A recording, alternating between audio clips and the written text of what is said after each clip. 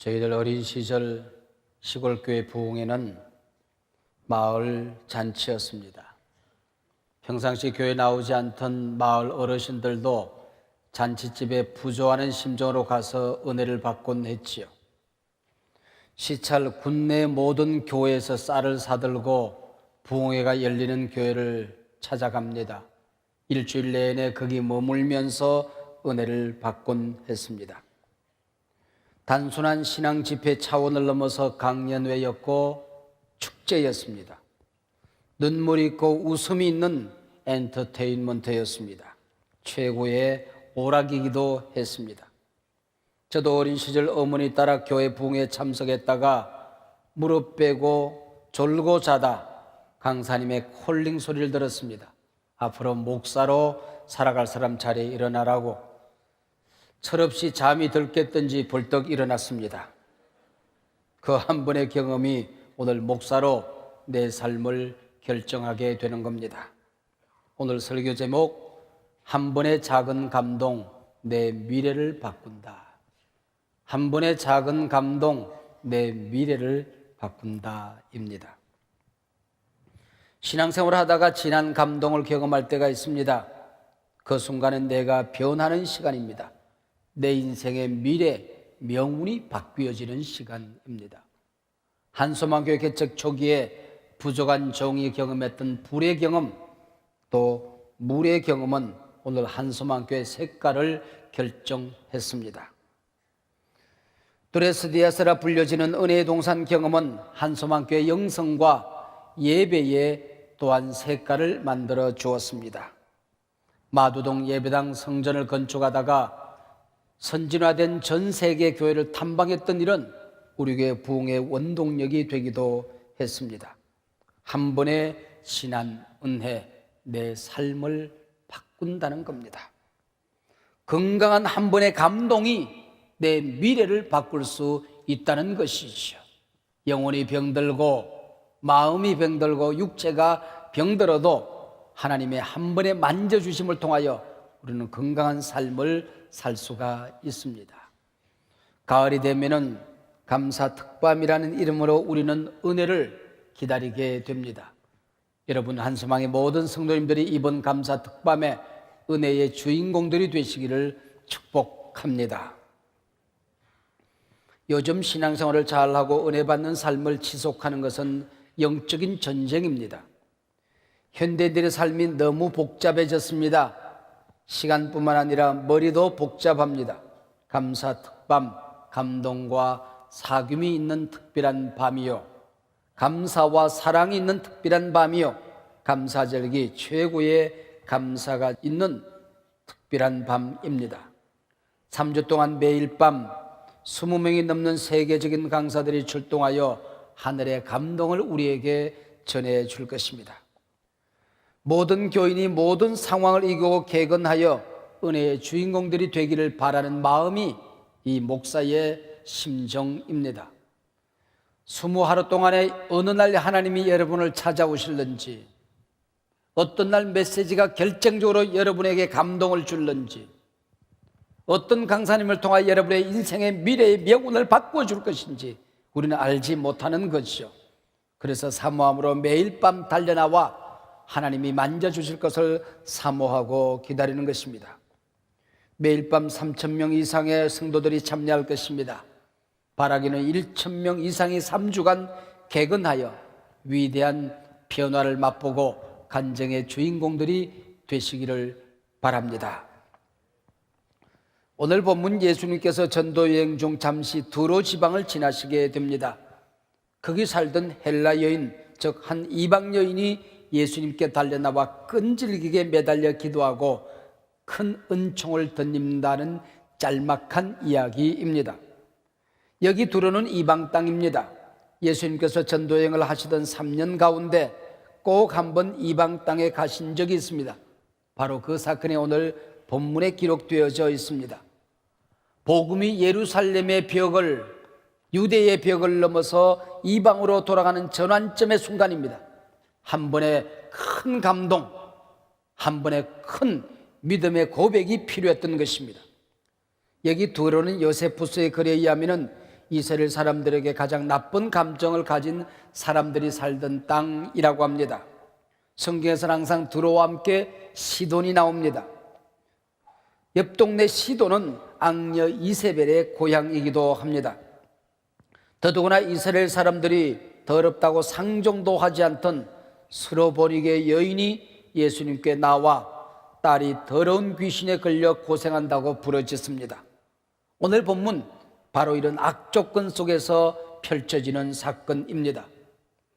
한 번의 그 진한 감동을 위해서라고 한다면, 내 인생의 명운을 바꾸어주는 진한 감동을 위해서라고 한다면 삶의 상황, 때로는 악조건을 이겨내라는 것입니다. 한 걸음 더 나아가 복음에는 여러분이 만나는 부딪히는 어떤 악조건도 이겨낼 수 있는 능력이 있다는 것을 선포하는 것입니다. 이런 상황에서 이방 여인과 이스라엘 서로 감정이 좋지 않습니다. 딸이 더러운 병에 걸렸다고 소리를 지릅니다. 이 유대인 예수께 이런 여인이 나온다는 건 파격적인 일이지요. 또한 예수님께서 이런 여인을 만나는 것도 파격입니다. 이 여인은 예수님에 관한 소문을 들었습니다. 예수를 만나면 누구든지 병든 자가 낫는다 하더라. 걷지 못하던 자들이 걷는다 하더라. 보지 못하던 자들이 본다 하더라. 죽은 자도 살아나고 귀신 들린 자가 자유함을 얻는다 하더라. 그렇다면 이건 기회다. 예수님 만나면 문제는 해결되어진다. 내 곁에 예수님의 발길을 멈추게 할 수만 있다고 한다면 새로운 역사를 나는 경험할 수 있다고 이 여인은 믿었습니다. 언제나 그렇습니다. 예수님의 발길이 머무는 곳에는 기적이 일어났습니다. 새로운 역사가 일어났습니다. 여러분의 곁에 예수님이 머물면 온 천지가 매달려도 해결되지 않은 문제, 우리 주님이 한 번만 만져주시면 여러분 가운데 새로운 의미 있는 변화들이 반드시 일어나게 될 것입니다. 예수님 지나가신다, 성령이 임하신다, 교회가 특별한 기도를 하고 계획을 하고 은혜의 자리를 만들었다. 이것은 우리가 달라질 수 있는 기회가 된다는 것이죠. 오늘 마가복음의 본문과 동일한 사건을 다루던 마태는 여기 이방 여인이 예수를 만나 은혜를 입기까지는 많은 장벽이 있었음을 전해줍니다. 그 첫째가 사람의 장벽입니다. 이방 여인이 사람들을 밀치고 예수님께 나와 딸 좀 살려달라 애원합니다. 근데 예수님께서 아무런 반응이 없습니다. 제자들은 이 여인을 밀쳐냅니다. 이분이 소문으로 듣던 바로 그 예수란 말인가? 제자 공동체의 소문의 모습과는 너무나도 다른 냉정한 침묵의 벽에 부딪히게 되는 것입니다. 이분이 메시아란 말인가? 이분이 하나님의 아들인가? 이분이 사랑의 주님이란 말인가? 얼마든지 실망하여 돌아설 수 있는 상황이었죠. 그러나 기억하십시오. 나는 힘들어 죽겠는데 하나님으로부터 아무런 반응이 없을 때에, 울부짖고 매달려 기도하는데도 하나님으로부터 아무런 응답이 없을 때에, 바로 이 순간은 여러분의 믿음이 자라야 할 시간이라는 사실을 카라는 신학자는 말했습니다. 예수님, 이방 여인의 믿음이 자라기를 지금 기다리고 계시는 것이다. 때로 여러분들이 기도해도 응답이 없을 때에, 삶의 상황이 어려워져 갈 때에, 바로 그때는 내가 믿음이 자라야 되는 시간이구나. 믿으면 틀림이 없습니다. 사랑하는 성도 여러분, 지금 여러분 가운데 하나님의 침묵에 부딪힌 성도님들이 계십니까? 그 침묵 자체는 응답입니다. 내 믿음이 자라야 할 시간이다, 이런 뜻이죠. 이때 불평하면 망합니다. 더 뜨겁게 기도해야 될 시간입니다. 돌아서면 은혜는 끝입니다. 더 매달려 기도해야 합니다. 복음서를 종합해 보면은 이 여인은 예수님께 달려나와 외칩니다. 주 다윗의 자손이여, 나를 불쌍히 여기소서. 내 딸이 더러운 귀신에 시달리고 있습니다. 우선 주 다윗의 자손이여, 이 말은 성경에서 메시아를 일컫는 말입니다. 나를 불쌍히 여기소서, 예수님을 기도에 응답 주시는 하나님으로 믿었던 것입니다. 내 딸이 귀신 들렸나이다, 나의 모든 아픔을 숨기지 않고 쏟아 놓겠다는 믿음의 자세였습니다. 이쯤 되면 우리 예수님 이제 되었다고 여인을 받아주실 듯도 하지 않습니까? 그러나 여전히 예수님 침묵합니다. 예수님의 귀는 언제나 부르짖는 사람들의 그 목소리를 듣기 위해서 열려진 귀가 아니었습니까? 우리 예수님의 입술은 언제나 위로하기 위하여 준비된 치료의 능력 갖춘 입술 아니었습니까? 우리 예수님 손은 언제나 아픈 자, 병든 자, 심지어 나병 환자 어루만지기 위해 준비된 치료의 손은 아니었습니까? 근데 왜 유독 이 불쌍한 여인에겐 예수님께서 침묵하고 있는 것일까요? 응답이 지연될 때, 여러분의 삶의 상황이 점점 더 어려워져만 갈 때에, 매달려도 무거운 장벽이 여러분 앞을 가로막고 있을 때에 믿음 방정식에 의하면 이 순간은 뭘 해야 되는 시간이라고요?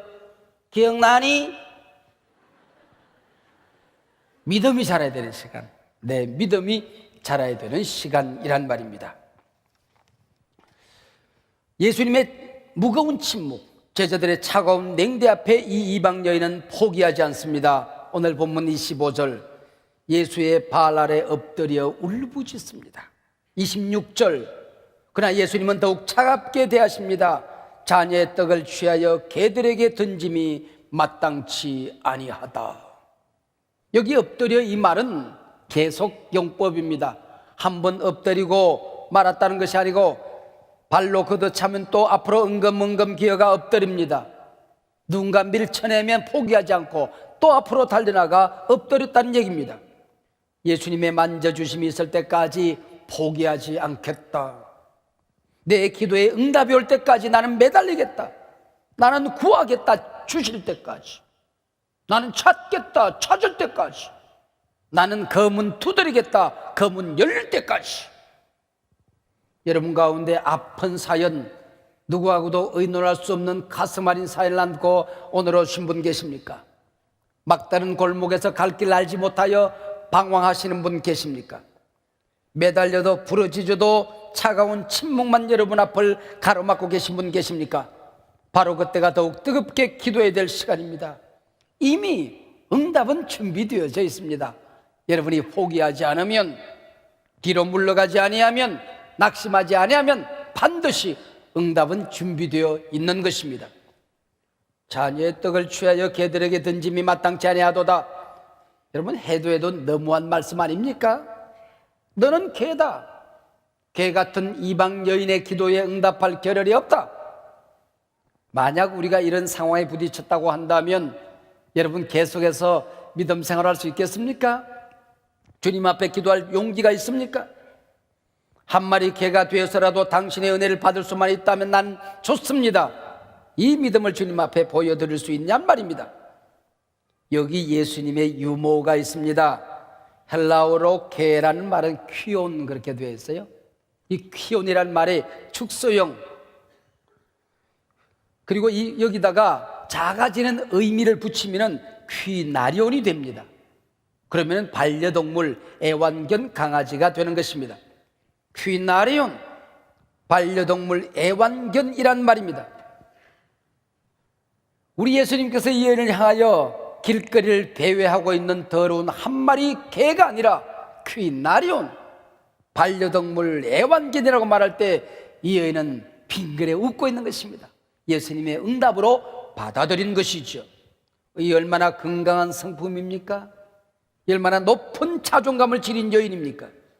이미 나를 가족의 일원으로 받아주셨다 믿었던 것입니다. 이때 마타는 소리 질러 기도했다는 것입니다. 여기 소리 질러라는 말은 대단히 재밌는 말입니다. 까마귀가 쉰 목소리로 끈질기게 부르짖는다는 뜻입니다. 배고픈 한 마리 까마귀가 울고 또 부르짖어서 목이 쉬어서 그래도 포기하지 않고 깍깍깍깍 소리를 지른다, 이런 뜻을 가지고 있습니다. 예수님이 이미 내 기도를 들으셨다. 주님이 나를 가족의 일원으로 받아주셨다. 예수여, 다윗의 자손이여, 내 딸을 고쳐 주시옵소서, 울부짖었다, 이런 뜻을 가지고 있습니다. 루터가 종교개혁을 일으키고 한창 운동을 하고 있을 때 수많은 공격에 부딪히게 됩니다. 절망스러운 상황은 하루가 다르게 날로 중첩되어져 왔습니다. 너무나도 몸과 마음이 지치고 피곤해서 혼자서 조용히 식사를 하고 있는데 집에 있던 강아지 한 마리가 안감안감 와서 루터의 숟가락을 올려다보고 있습니다. 고기를 썰면 그것을 쳐다보고 있다가 포크가 올라가면 눈은 따라 올라갑니다. 그리고 내려오면 다시 눈이 내려와요. 그리고 조그마한 밥 한 숟가락을 들면 그걸 침을 흘리며 쳐다봅니다. 그리고 숟가락이 올라가면 또 눈 따라 올라와요. 내려오면 또 내려오고. 그래서 고기 한 점을 썰어서 탁 던졌더니 쏜살같이 달려가서 뒷발로 버치고 앞발로 딱 받아서 먹습니다. 그걸 보면서 눈물이 루터가 핑 불었습니다. 하나님의 은혜가 필요해요. 하나님의 위로가 필요해요. 이 강아지가 받아 먹었던 조각 하나, 고기 조각 하나처럼 하나님의 은혜가 필요해요. 날 좀 도와주세요. 기도하는 장면이 나옵니다. 이방 여인의 믿음을 보여주는 절정의 말씀이 오늘 본문 28절에 나옵니다. 주여 올소이다마는 상아래 개들도 아이들이 먹던 부스러기를 먹나이다. 주여 올소이다마는 상아래 개들도 아이들이 먹던 부스러기를 먹나이다. 주여 올소이다. 당신이 하시는 일이라면 뭐든지 올소이다. 내가 이해가 안 되지만, 내 마음과 감정은 받아들일 수 없지만은, 내 삶의 상황은 용납이 안 되지만 당신이 하는 일이라면 올소이다. 나를 사랑해서 하는 일이라면 올소이다. 거절한다 할지라도 당신이 하신 일이라면 올소이다. 응답이 지연된다 할지라도 당신이 하는 일이라면 올소이다. 당신이 저를 향하여 한 마리 개라 하신다 할지라도 올소이다. 항변하지 않는 믿음입니다. 현대인들은 너무 똑똑하여 너무 쉽게 불평합니다. 항변합니다. 비판합니다. 자기 자신이 자신에게 속고 있는 것이죠. 항변하지 않는 이 여인의 믿음. 내 경험, 이성, 감정에 맞지 않아도, 응답해 주신다 할지라도, 침묵한다 할지라도, 죽이든 살리든, 책망하든 위로하든, 높여주시든 낮추시든, 지금 주시든 기다리게 하시든 올소이다. 주님이 하신 일은 올소이다. 절대 주권을 주님 앞에 지금 돌리고 있는 것입니다. 상아래 개들도 아이들이 먹던 부스러기를 먹나이다. 여러분, 이런 그림을 한번 상상해 보십시오. 어린아이 하나가 조그마한 것에 먹을 것을 담아서 거실을 뛰어다니며 먹습니다. 그러다가 띠뚱거리다가 먹을 것을 땅에 흘리요. 그러면은 강아지가 달려가서 그것을 핥아 먹습니다. 바로 이런 장면이죠. 얼마나 아름다운 장면입니까? 주여 올소이다마는 상아래 개들도 아이들이 먹던 부스러기를 먹나이다.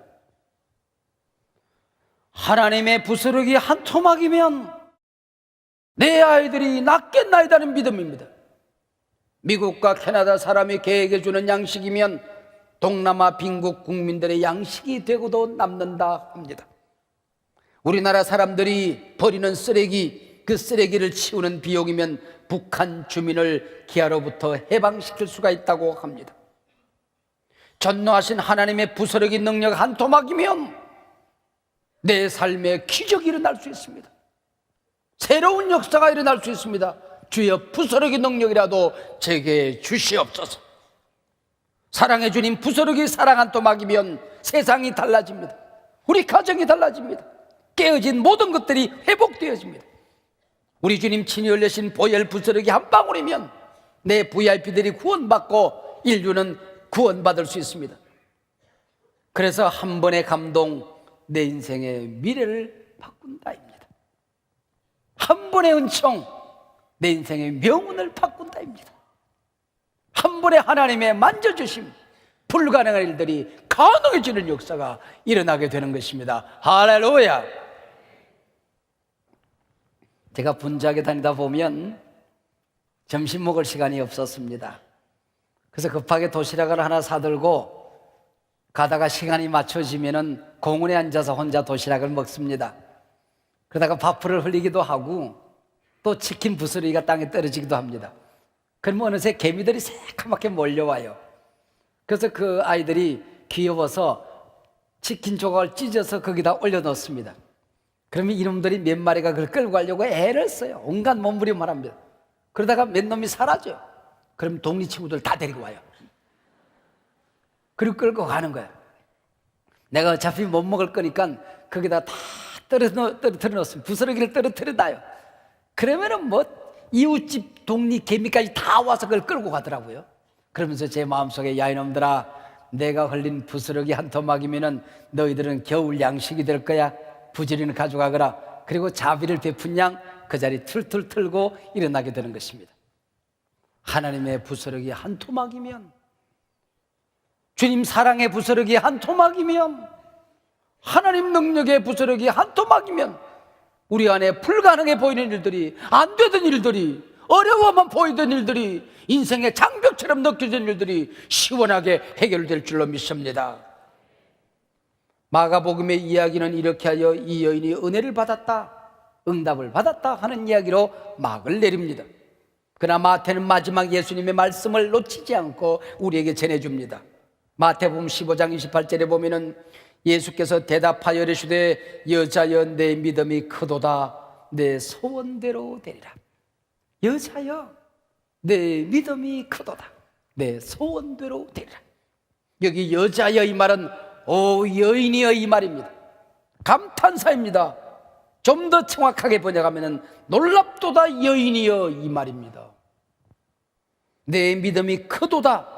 여기 크도다라는 말은 대단히 재미있는 말을 쓰고 있습니다. 메가톤급이다.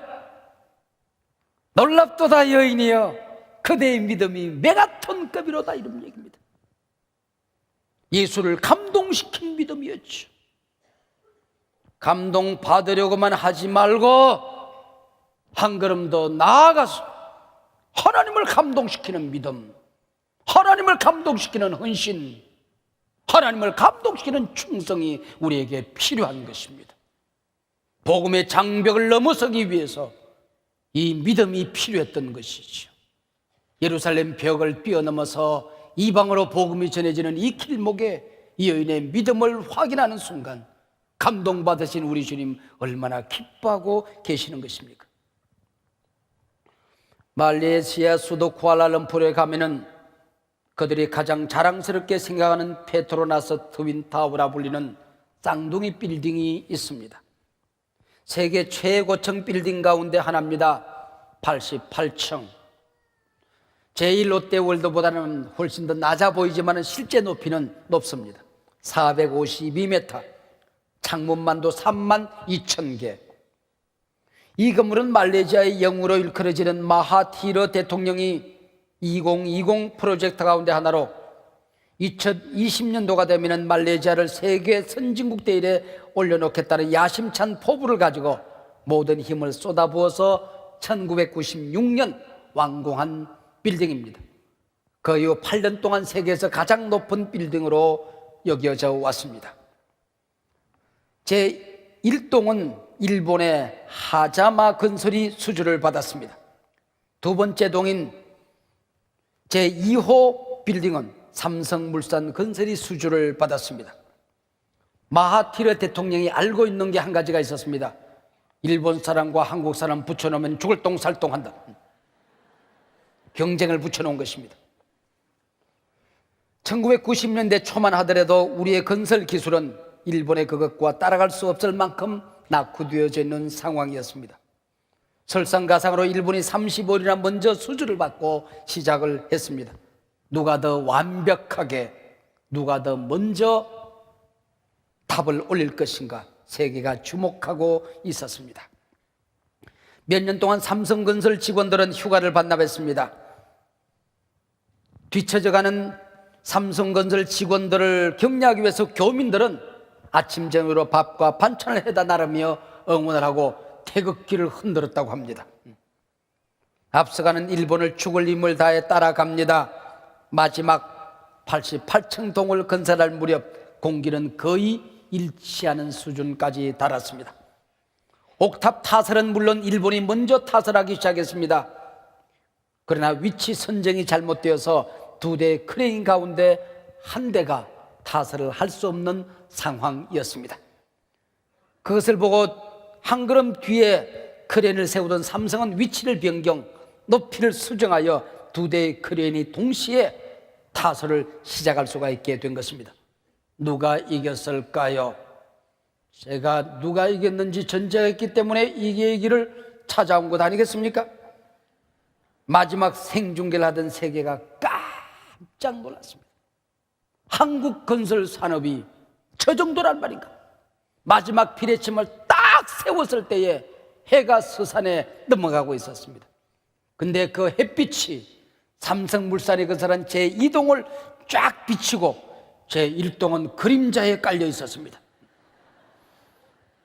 몇 시간 뒤에 일본이 세웠던 빌딩은 우중충하게 보여졌고 삼성 빌딩은 시온의 영광이 빛나는 아침, 전 세계를 감동시켰습니다. 이 한 번의 감동이 전 세계 건설의 수주를 독차지하는 한국건설의 대약진의 기회가 되었다고 하는 것입니다. 이것이 한 번의 감동입니다. 여러분의 받아야 될 한 번의 감동, 여러분이 뜨거운 기도로 하나님을 감동시키는 기도, 여러분의 헌신과 충성, 주님 이번 교회 내가 주님을 만나지 않고는 이 은혜의 자리를 떠나지 않겠습니다. 감동시키는 결단이 우리 모두에게 있어지기를 주의 이름으로 축원합니다.